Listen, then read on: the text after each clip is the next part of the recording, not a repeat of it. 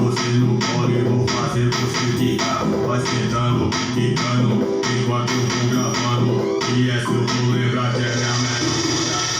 Joga tudo na minha chuta, só cabe devagar. Momentinho, momentinho, momentinho, momentinho. Joga tudo na minha chuta, só cabe devagar. Momentinho, momentinho, momentinho, momentinho.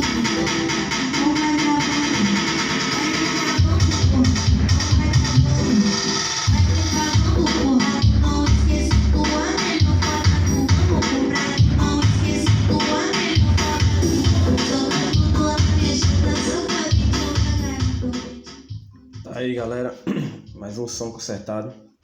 Chegou pra mim aqui armando proteção. Não deu pra mim gravar um antes e depois, até porque tô sem tempo. Mas tá aí, mostrando do meu trabalho a vocês aí que me acompanham.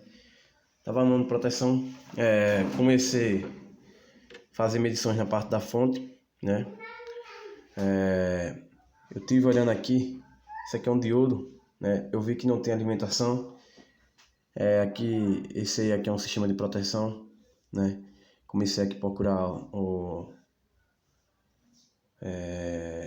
a voltagem certa. Aqui era para ter no pino 9, 35 volts, não tava tendo.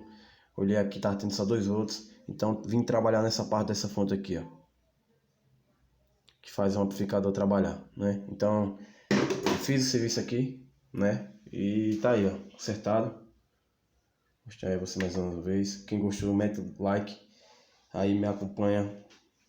Agradeço a todos aí que estão me acompanhando, beleza, galera? Mais um consertado, um som da LG CJ44.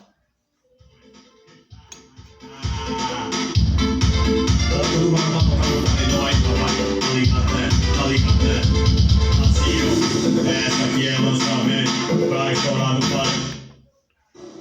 Vai começar pra toda novinha. Olha.